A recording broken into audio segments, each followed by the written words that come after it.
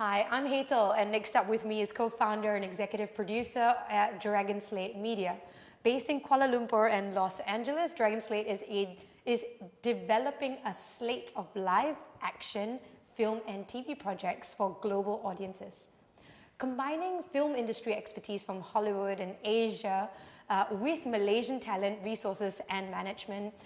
Here with us is Leon, who's also co-founder of Imaginex Studios, one of Asia's top award-winning post-production videos based right here in Kuala Lumpur. Really honored to have Leon here today. Leon's just dropped in from Hong Kong as of 4:15 a.m. this morning. Had a whole pile up of meetings, but he's agreed to be with us. So really appreciate it. Thank you, Leon. I don't think I'm here right now, Your body only? Is your body the only thing that's here right now? Apparently, yeah. But Leon, take us through the past 13 years when you moved from corporate finance into the world of film and post-production. What has been some of the most exciting things that you've worked on in the recent times?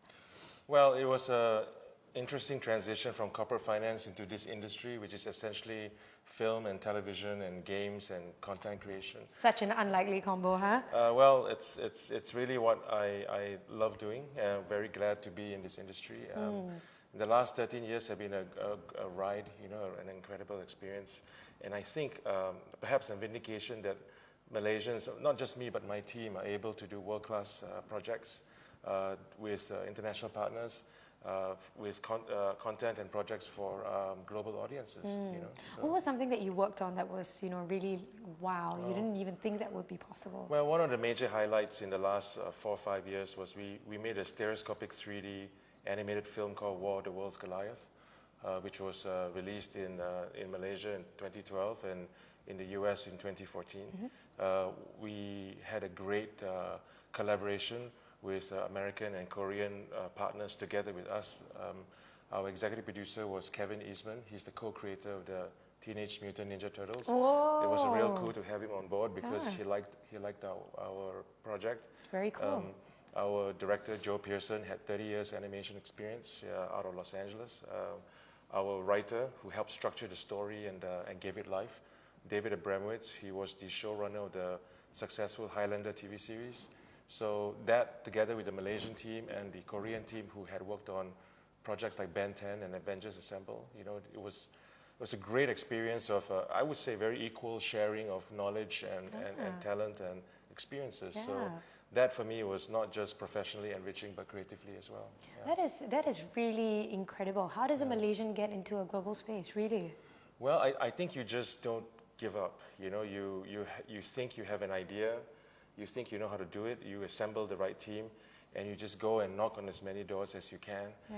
I remember going to LA, first time in LA, 2006, no idea what I was doing, no idea my friend's going to pick me up. I thought about it and I thought, wow, that's nuts. But it turned out to be a great trip, and it moved on from there. You just don't give up, and you just have to believe that Malaysians can also do the same kind of things that Australians or Americans or Japanese or people in the UK, we can do this kind of stuff. We can find partners and we can make world-class content. Yeah. I love what you said earlier. We were talking, a lot of it has to do with naivety as well. So being naive helps. Thick skin, What do you mean by that? Yeah, just have a really thick skin and just pretend that, well, not pretend, just have this belief that somebody's going to say yes. Yeah. Just keep going. Yeah, it's really incredible in a short period of time, 13 years as well. A new industry for you too. Yeah. So let's talk about the business of film. Sure. What does it take for aspiring filmmakers to be successful? So let's say, for example, you've got a young aspiring Malaysian who wants to be successful in the film industry, be it production or post-production. Right. What does it take to be successful? Well, I'd say that wanting to be in the industry is 50% of the victory, I guess. Or rather, you've crossed over, and clearly you would be passionate about this kind of work, creative and so forth. But I've also noticed that many of us, myself included to an extent, lacked the business knowledge of trying to survive in this industry, because it's still an industry. It's not it's not for fun, it's not a hobby. Yeah. People need to be fed. You need to have successful projects in order to make more projects. You have investors, you have financiers, insurance, you have all kinds of things that back you up, and therefore you have to have at least if you don't have it, have people around you who know how to structure it as a business. I think we lack that, and when you call yourself a producer, you need to be cognizant of the fact that you must look after the business side of things. Yeah. So it's really interesting. I think almost it seems that two worlds colliding, where you have one very creative and the other one where you're looking at finances. Doesn't seem like a seamless alignment right there. And I like what you said. If you don't have it, then make sure you're working with someone who has that as part of it. So the creative mind versus the commercial mind doesn't quite jive, in my point of view anyway. How does one get past these two important worlds that one should have in their mind and make that happen for themselves? Well, I think, especially in the film industry, we don't really have to reinvent the wheel because it's already been made. If you even look at a place like Hollywood, which has been making films for 100, 120 years, the pitfalls and the successes and all the experiences, you can just pick and choose and see what worked and what didn't work. And you just apply it for our environment. It's not always a perfect template, but at least it tells you what went wrong and how to avoid making the mistakes they made. And you find that they did successfully build a massively strong entertainment and film industry, which combined both corporate and creative. So it's something we can just learn, to be honest. So having worked in different regions like LA and beyond, what are you most proud about Malaysia? In the film industry, and what are you most critical about today? I think I'm very proud of our talent.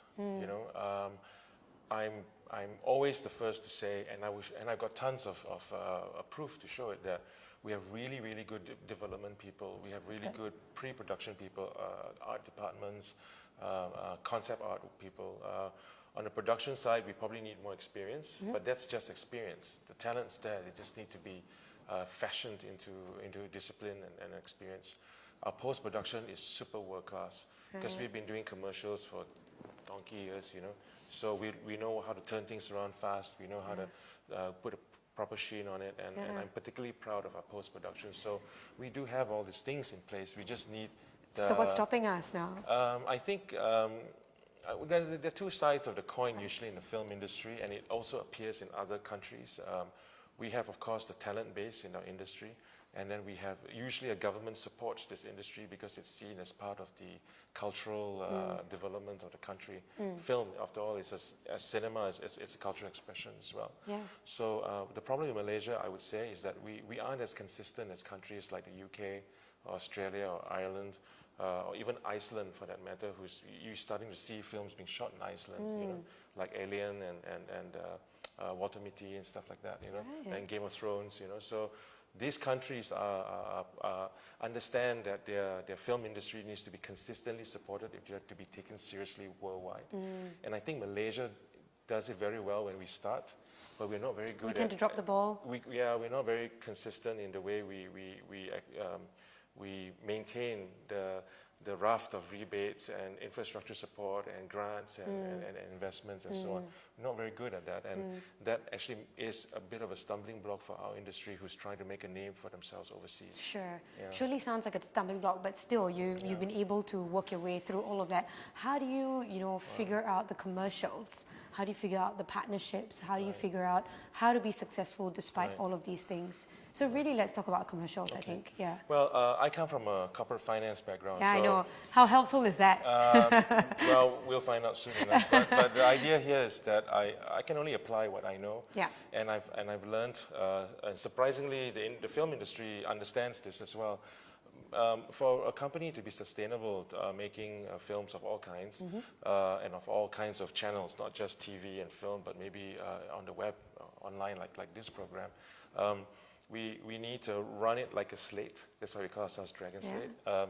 And much like a portfolio of investments, So if you are a corporate financier or a stockbroker or investor generally, you run 10 investments, and some will succeed, some won't, some will break even. Approach your slate like that, and apply a return on investment, on that. And that means that producers need to learn to speak the language of finance. Yeah. And if they can't, they should have people who can Yeah. to go in and pitch with them. And because you're going to meet investors who want to talk to you about investing in your film into your film, and they need to know why you and not someone else, Yeah. right?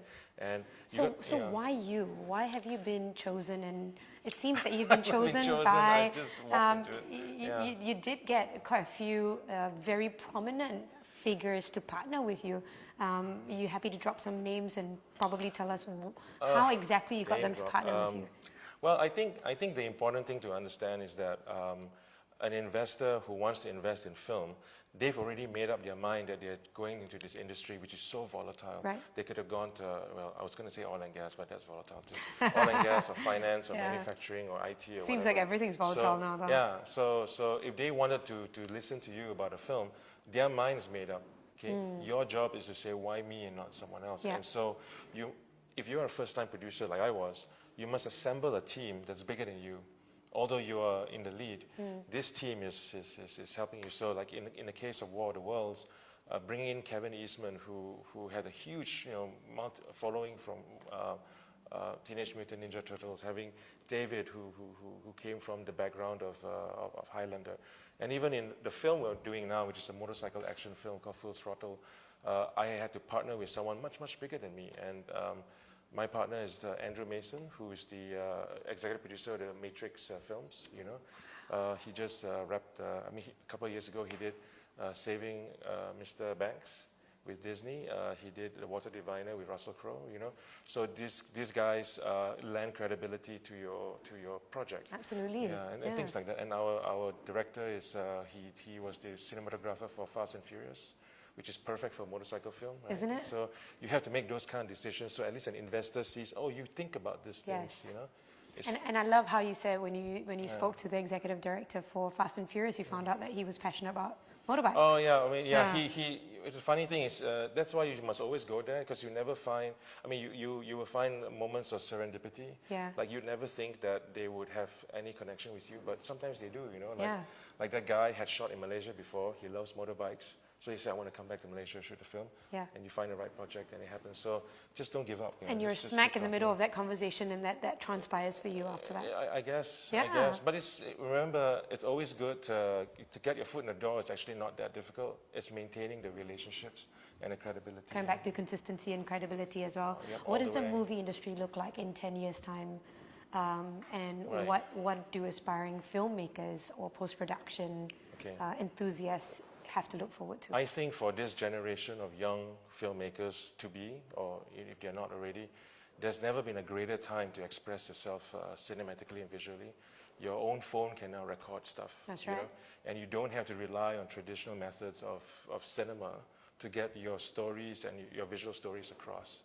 You know, I for example, I am part of a group of producers who trawl the internet, like on Vimeo and YouTube, looking for proof of concept trailers and picking up gems, you know, people who do this stuff. And one of our projects was actually picked up like that. This guy did this very cool 10-minute short in Bangkok about a sort of dystopian future. You know, he has very good at visual effects on his laptop or whatever, and and we liked it, you know, and so you can do this. You don't need to go to an agent or go to Hollywood and knock on a door. You just have the internet and you have your camera phone, and That's right. if you know how to buy software and composite and do some visual effects or whatever, you can. Yeah. You know, and it's such an exciting time. You have so many choices now. You don't have to go to cinema, and then you have guys like us looking for nuggets, you know, in the rough. Yeah. So hopefully, you know. Yeah. So it's You make it's it a great through, time. yeah. It's a great time if you want to do this. You know, just don't give up. Yeah. Just never give up. You know, as we often tell ourselves. Yeah. Leon, thank you so much for being with us. I wish we had another half an hour with you. I'm sure that there are many aspiring filmmakers or people in post-production who would love to have this conversation with you. Is there any way that they can get in touch with you, or, you know, understand a little bit more about what you have done or what you're intending to do? How can they get in touch with you? Well, you can reach us at dragonslate.net. That's our catch-all email to look at everything from scripts to collaboration to people just writing in, wanting to know more about this industry. Drop us a line. You know, we'll be happy to take a look at whatever you show us. Yeah. Thank you so much again, Leon, for being with us. We really appreciate it. Thanks.